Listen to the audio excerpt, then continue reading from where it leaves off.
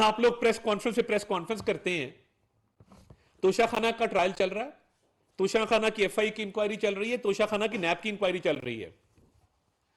अब अनफॉर्चुनेटली ये अदालतों में जाते हैं, स्टे ऑर्डर ले आते हैं, ये अदालतों में जाते हैं, जमानतें ले आते हैं।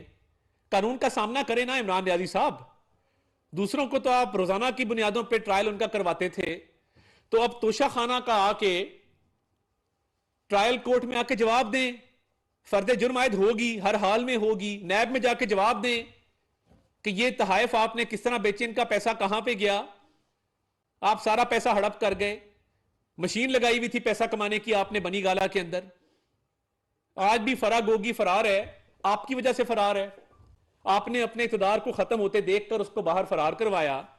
वो भी मतलूब है हमें, वो आके जवाब दे, वो बताए कि उसने जो पैसे कमाए हैं वो कहां किए। और एक और खेल खेला जाता था कि फराग गोगी जब बैरून मुल्क जाती थी तो एक प्राइवेट जेट का इंतजाम किया जाता था और इमिग्रेशन की स्टैंप उनके पासपोर्ट पे नहीं लगाई जाती थी, ताकि इन आउट जो है वो एफआईए के सिस्टम में ना आए। अब ये भी एक जुर्म है और ये बात साबित है कि प्राइवेट जेट पे जो उनकी तस्वीर आप देखते हैं वो पीआईए का जहाज तो नहीं है, वो किसी और निजी एयरलाइन का जहाज तो नहीं है, वो जहाज एक प्राइवेट जेट है, लग्जरी जेट है, अरबों की मालियत का एक वो जहाज है जिसमें 10-10, 15-15 लाख के बैग रख के, जो मुझे तो पता नहीं था कि ये बैग सांप की और क्रोकोडाइल की खालों से भी बनते हैं दुनिया में। जो अमीर तरीन लोग होते हैं, मैं तो मिडिल क्लास आदमी हूं, उनको शौक होता है कि ये बैग जो है ये सांप की या क्रोकोडाइल की खाल से बने हुए बैग वो उठाएं। 20-20 लाख के वो बैग हैं। तो आपने ऐसे सांप पाले थे जो सांप की खाल के बैग रखते थे अपने साथ। अब वो कहां पे हैं, कहां है फराग गोगी, वापस क्यों नहीं बुलाते? क्योंकि वो शरीके जुर्म है, वो बेनामीदार है। जो अरबों रुपया आपने इस मुल्क को कौम का लूटा उसमें उसका हिस्सा था और आपने उसको फरार करवाया, आज वापस नहीं बुला रहे। आप उसके दफा में खुद आए इमरान अहमद नियाजी साहब, आपने खुद कहा कि फराग गोगी पब्लिक ऑफिस होल्डर नहीं है, उसके पास कोई सरकारी ओहदा नहीं है, उससे पूछगछ नहीं हो सकती। आपकी इतला के लिए अर्ज है, आप तो पब्लिक ऑफिस होल्डर हैं ना। आपकी निकाह की तस्वीर में वो गवाह के तौर पे खड़ी हैं, आपके घर में 24 घंटे की उनको रसाई हासिल थी। पोस्टिंग ट्रांसफर करने के लिए अफसरान फराग गोगी को फोन करते थे, एहसन जमील गुज्जर को फोन करते थे। अगर वो आपसे उनका ताल्लुक नहीं था तो 2009 में उनके काले सफेद करने के लिए आपने एमनेस्टी क्यों दी उनको? एमनेस्टी स्कीम बतौर वजीर आजम आपने मंजूरी दी और उनके काले धन को सफेद किया। अब अरबों रुपया जो फराग गोगी कमा रही है और कमा चुकी है, उसका हिसाब कौन देगा? आज से 3 रोज कबल फराग गोगी के एक कैश बॉय को गिरफ्तार किया गया इस्लामाबाद एयरपोर्ट पर। उनका नाम नो फ्लाई लिस्ट में मौजूद था और करोड़ों रुपया फराग गोगी के अकाउंट में उन्होंने जमा कराया था और वो एफआईए को मतलूब थे। उनकी गिरफ्तारी अमल में लाई गई और उनको सवालनामा दिया गया है और पूछकर जारी है और उनसे तमाम तफसीलात ली जाएंगी कैश फराग गोगी के अकाउंट में कैसे आया था। तो ये इमरान नियाज़ी साहब को जवाब देना होगा, हर हाल में देना होगा। और अब क्योंकि आप अपनी दोनों टांगों पे चल के बगैर बैसाखियों के, वैसे तो आप बैसाखियों के बहुत शौकीन और आदी हैं, आपको बैसाखियां बहुत अच्छी लगती हैं, इक़्तिदार में आना तो आप बैसाखियां लेके आते हैं। आजकल भी आपने कोशिश की है अदलिया की तरफ से आपको बैसाखियां दी जाएं और कोशिश जारी है आपकी। साकिब निसार साहब से आपने मुलाकात करके उनका तरला किया है कि मुझे बचा लो, जजों पे दबाव डालो और मेरे लिए कोई रास्ता निकालो। और साकिब निसार साहब को मैं रिक्वेस्ट करूंगा कि आप इस खेल में ना डलें, मेरी आपसे गुजारिश है। आप रिटायर हो चुके, रिटायरमेंट की जिंदगी गुजारें, इस काम में मत पड़ें। ये सियासतदानों का काम है, इनको करने दें। मुद्दबाना गुजारिश है, मैं बहुत पोलाइटली आपको रिक्वेस्ट कर रहा हूं कि ये ना करें। तो ये बैसाखियों के तो आप शौकीन हैं ही हैं, मगर उस दिन आप जब अदालत गए तो आप अपने दोनों पैरों पे चल के गए, भार डाल के गए, बैसाखियों के बगैर गए। तो जब आप बैसाखियों के बगैर जा सकते हैं तो फिर तोशाखाना के ट्रायल में भी जा सकते हैं। आप बैसाखियों के बगैर चल सकते हैं तो आप नैब में भी पेश हो सकते हैं। आप बैसाखियों के बगैर चल सकते हैं तो आप एफआईए में पेश हो सकते हैं। तो ये आप बैसाखियां आपको छोड़नी होंगी, आपकी बुरी आदतें हैं, ये बुरी आदतें आपको छोड़नी होंगी और बैसाखियों के बगैर चलना होगा। और मुझे बैसाखियों से याद आया, पाकिस्तान मुस्लिम लीग नून ने यह फैसला किया है कि पाकिस्तान मुस्लिम लीग नून के और पाकिस्तान मुस्लिम लीग नून की हुकूमत का कोई भी केस वो इजाजुल एहसन साहब और मज़ाहिर अली अकबर नकवी साहब के पास ना लगाया जाए। इसका इजाजुल एहसन साहब और मज़ाहिर अली अकबर नकवी साहब के पास मुस्लिम लीग नून का और मुस्लिम लीग नून की हुकूमत का कोई केस ना लगाया जाए।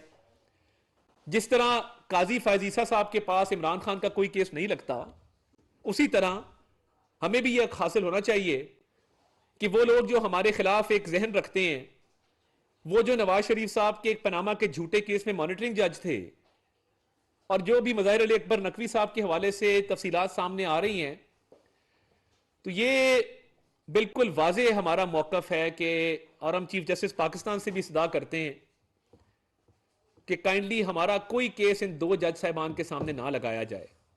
गुलाम महमूद डोगर के हवाले से मैं पहले बात कर चुका कि वो कितना करप्ट आदमी है और उसके लिए अदालत लगी और अदालत उसके तहफ़्फ़ुज़ के लिए आई, और जो ऑडियो लीक्स के बाद मामला सामने आ रहे हैं हैरान कुन और खौफनाक हैं। यानी क्या उन जज साहिबान का क्या कसूर है जो ईमानदारी से, फर्ज शनासी से सारा दिन अपने उमूर सर अंजाम देते हैं, हक हलाल की रोजी रोटी अपने बच्चों को खिलाते हैं, मुश्किल हालात का सामना करते हैं, मगर उनका कलम लरसता नहीं है, उनके कलम से नाइंसाफी नहीं होती, अदल इंसाफ का कत्ल नहीं होता। ये सवालिया निशान लगा रहे हैं इस तरह के लोग। अब देखिए, नकवी साहब के हवाले से ये मामला बिल्कुल क्लियर है। लाहौर कैंट में जो 4 कनाल का प्लॉट 10 करोड़ का लिया गया और वो एक दिन पहले किसी और साहब ने खरीदा और इनको बेच दिया, कम से कम 40 से 50 करोड़ मालियत का वो प्लॉट है।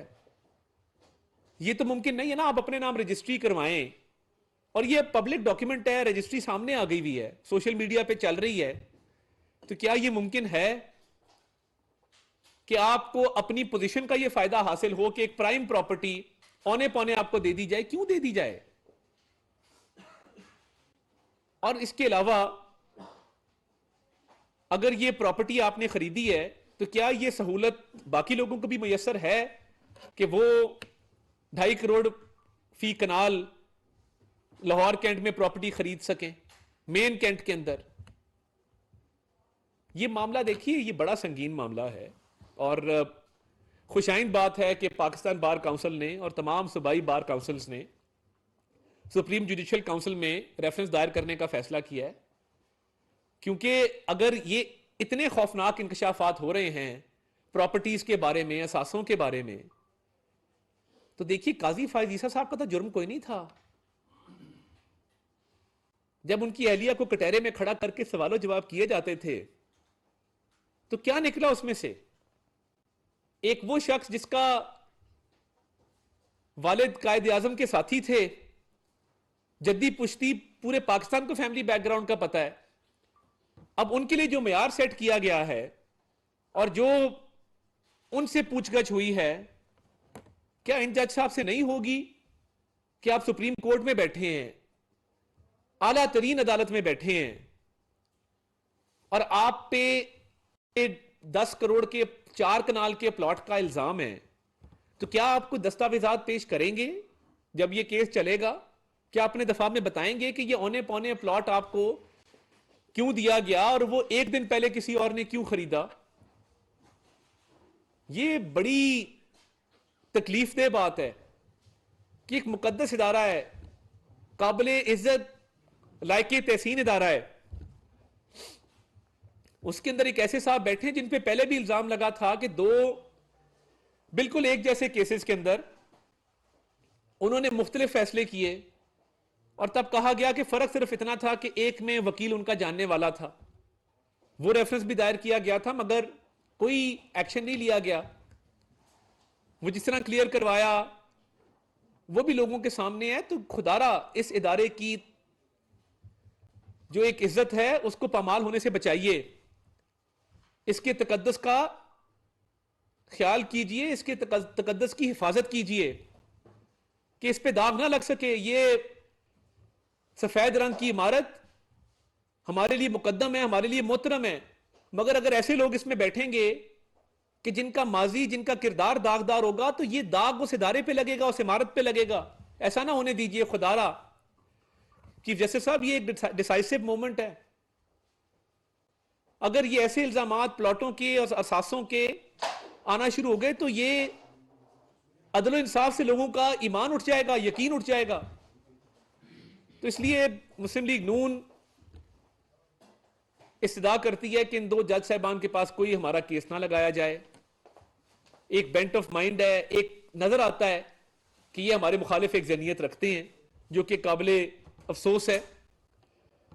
एक और जो बात मैं करना चाहता हूं वो इमरान नियाजी साहब के खिलाफ जो शहबाज शरीफ साहब ने हत्या की इज्जत का दावा किया था, उसमें इमरान नियाजी साहब का जो दिफा का हक था उसको ट्रायल कोर्ट ने खत्म किया।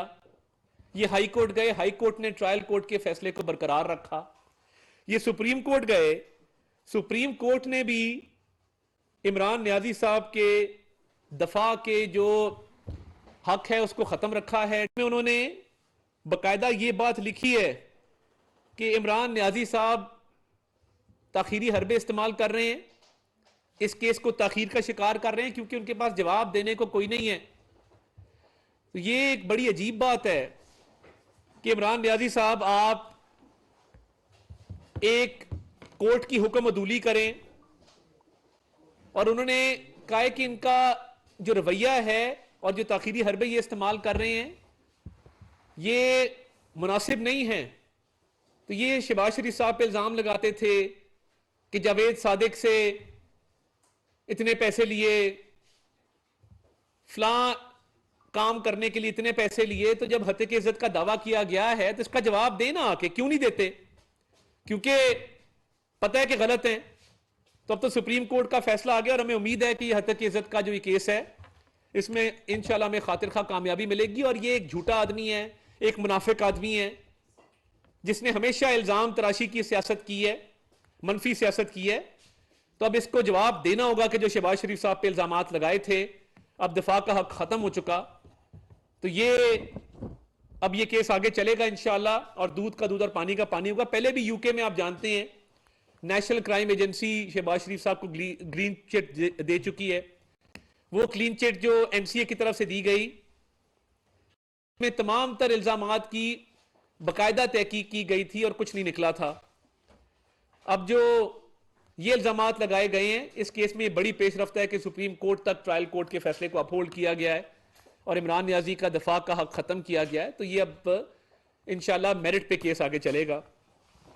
और जो आज जेल से बचो तहरीक का आगाज हो रहा है उसमें अभी तक मैंने 2:26 पे बात शुरू की थी, 2:47 हो गए, कोई नहीं आया। बड़ा इंतजार कर रहे हैं शाह महमूद कुरैशी साहब आ जाएं, बड़ा इंतजार कर रहे हैं असद उमर साहब आ जाएं, फवाद चौधरी साहब आ जाएं, मगर रोए बगैर आइएगा प्लीज। ये जेल भरना ये इस तरह नहीं है कि आप रोएं भी और जेल भी भरें।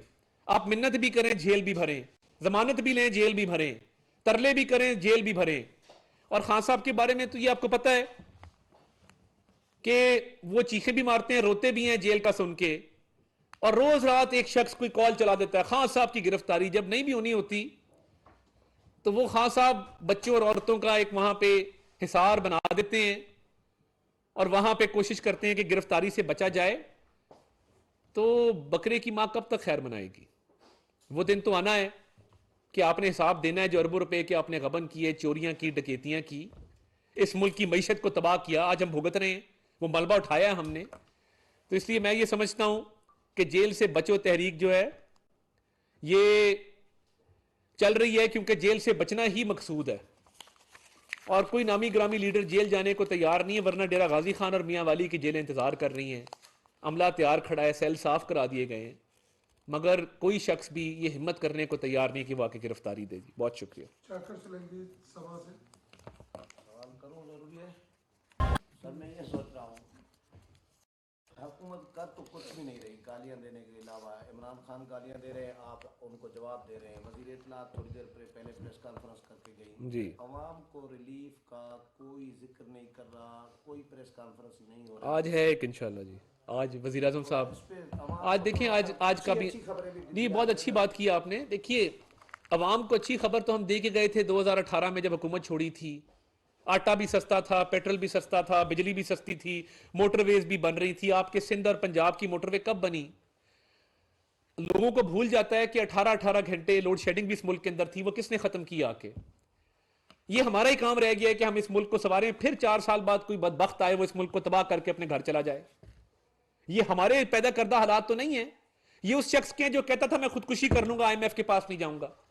हम तो बड़ा खुशहाल, खुद मुख्तार, हंसता बसता पाकिस्तान छोड़ के गए थे, आके मलबा उठाया है। हमारी जिम्मेदारी है बतौर पाकिस्तानी, हमारी पाकिस्तानियत का तकाजा है कि हम ये इस गुलशन को दोबारा इसकी आबियारी करेंगे, इसको संवारेंगे। मगर बात यह है कि जिसने तबाही फैलाई है वो तो जवाब देने से कासिर है कि 4 साल एक ईंट नहीं लगाई, एक ऐसा काम नहीं किया जो पाकिस्तान के मफाद में हो। बड़के मारना, गालियां देना, तर्जुमानों का काली ऐनक पहन के दिन दहाड़े इजलास कर लेना, ये तो कोई बात नहीं है। तो इसलिए आज काबीना का भी इजलास है, वजीर आजम साहब की भी प्रेस कॉन्फ्रेंस है, तो ये इंशाल्लाह अवाम के रिलीफ के हवाले से भी बात होगी और हो रही है। रोज इक़दामात उठाए जा रहे हैं, मगर जिसने इस मुल्क को इस हाल में पहुंचाया, जिसका नाम इमरान अहमद न्याजी है, उससे भी इस बात का हिसाब लेंगे कि 2018 का पाकिस्तान क्या था और 2022 में जो हमें पाकिस्तान मिला है उसमें कितना फर्क था। बहुत शुक्रिया।